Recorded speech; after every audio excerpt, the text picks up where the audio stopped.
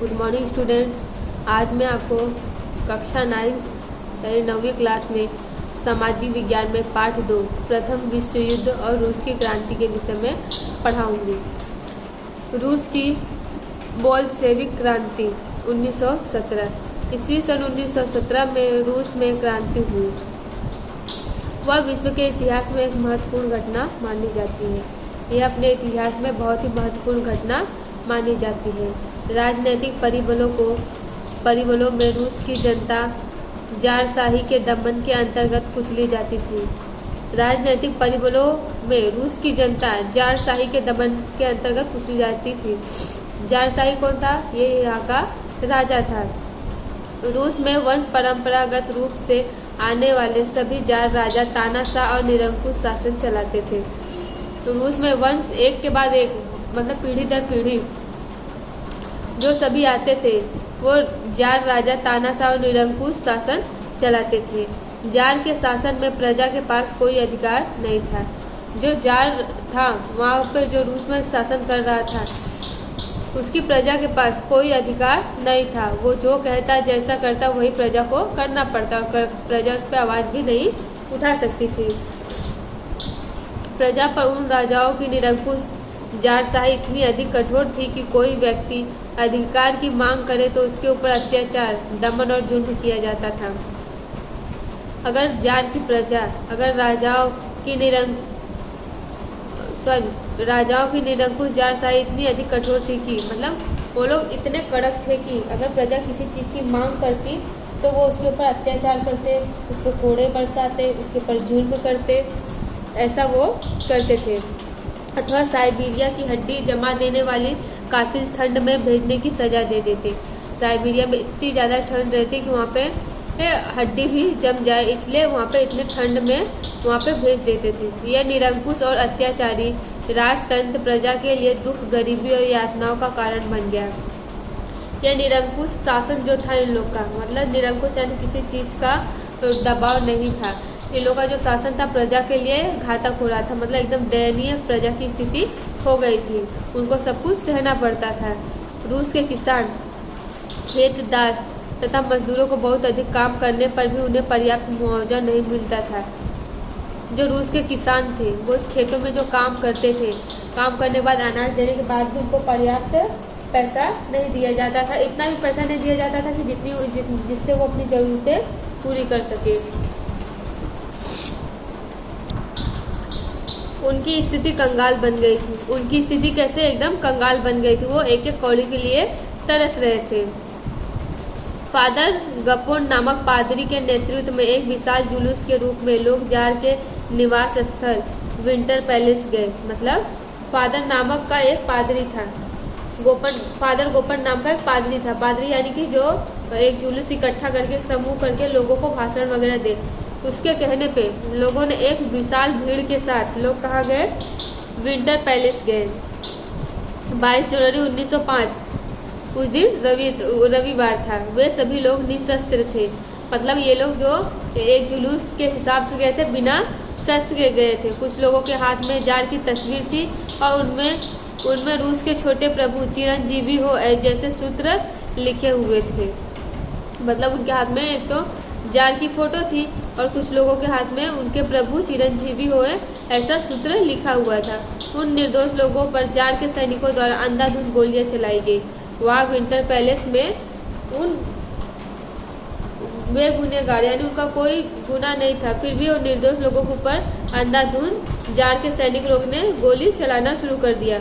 उसमें हजारों निर्दोष लोग मारे गए और उसमें हजारों निर्दोष लोग जो थे बेचारे मारे गए।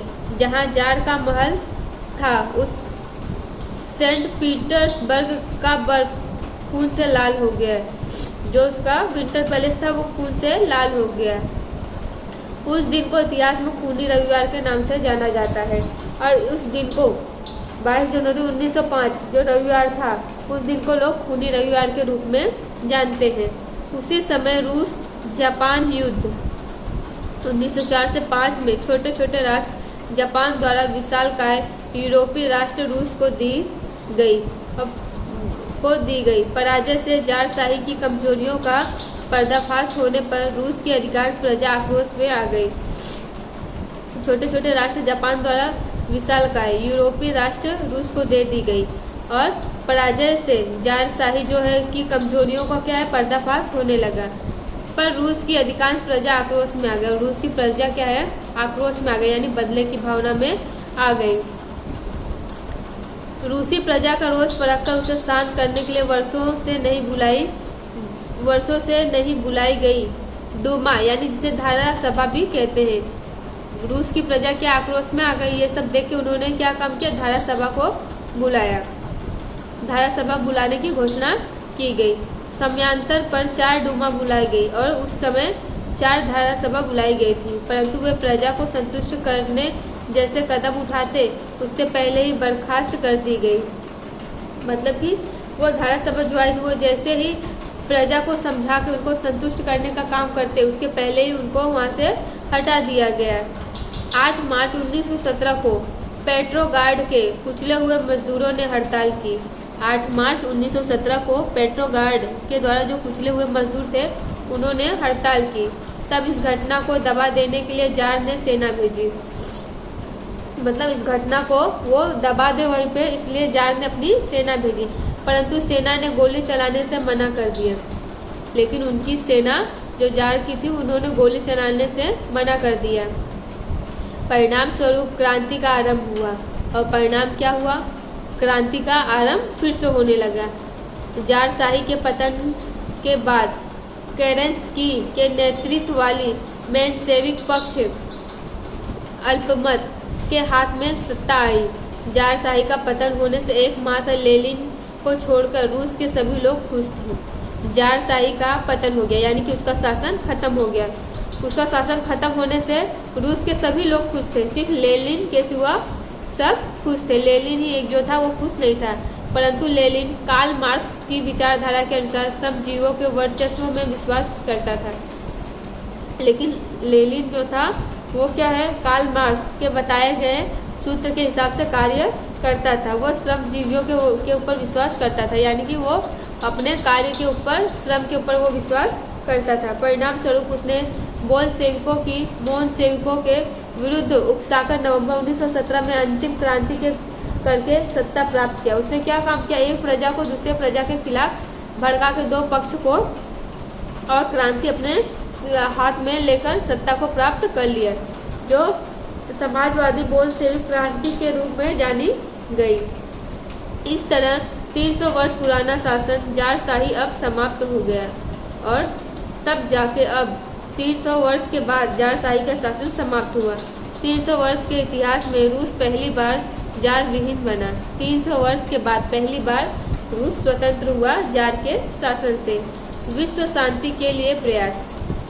राष्ट्रसंघ। विश्व युद्ध की भयानकता ने विश्व के देशों को विश्व शांति की अनिवार्यता समझाई और उसके लिए अंतर्राष्ट्रीय संगठन की आवश्यकता समझ में आने पर विश्व शांति की दिशा में तत्क्षण और सक्रिय रूप से विचार करना पड़ा। अमेरिका के राष्ट्रपति वुड्रो विल्सन ने राष्ट्रसंघ की स्थापना में विशेष योगदान दिया था। वुड्रो विल्सन के 14 मुद्दों को आगे रखकर पेरिस शांति प्रक्रिया में 10 जनवरी 1920 को राष्ट्रसंघ की रचना की गई थी। वुड्रो विल्सन के द्वारा 14 मुद्दे बनाए गए थे जो पेरिस में शांति की प्रक्रिया का कार्य कर रही थी। वो चारों मुद्दों की रचना की गई और उसको सामने रखा गया, जिससे हमारे राष्ट्रसंघ की रचना हुई। पहला है राष्ट्रसंघ के उद्देश्य। अंतर्राष्ट्रीय शांति और सुरक्षा की व्यवस्था करना। अंतर्राष्ट्रीय शांति और सुरक्षा बनी रहे ऐसी व्यवस्था करना। प्रत्येक राष्ट्र द्वारा अन्य राष्ट्र की अखंडता बनाए रखना। एक राष्ट्र के द्वारा दूसरे राष्ट्र के नियम कानून और उसकी अखंडता को बनाए रखना। युद्ध नीति का त्याग करना, यानी युद्ध की जो नीतियां हैं उसको छोड़ देना, यानी उसका त्याग करना। अंतर्राष्ट्रीय संबंध विकसित करना। एक राष्ट्र का दूसरे राष्ट्र के साथ संबंध बनाए रखना। अंतर्राष्ट्रीय झगड़ों का शांतिपूर्ण ढंग से या मध्यस्थता द्वारा हल निकालना। एक राष्ट्र का दूसरे राष्ट्र के साथ शांतिपूर्ण ढंग से जो उनका झगड़ा है उसका हल निकालना। यदि कोई राष्ट्र संघ या मध्यस्थता की अवहेलना करे तो उसे बागी राष्ट्र घोषित करना। अगर एक राष्ट्र दूसरे राष्ट्र के साथ झगड़ा करे और वो नियम कानून को न माने तो उसको राष्ट्र घोषित ही नहीं करना, उसको वहाँ से निकाल देना चाहिए। विश्व शांति की स्थापना के लिए स्थापित राष्ट्र संघ महासत्ताओं की साम्राज्यवादी नीति को अंकुश में नहीं रख सका और 1939 में द्वितीय विश्व युद्ध की शुरुआत हुई। बच्चों, आपका चैप्टर आज यहीं पे खत्म होता है। धन्यवाद।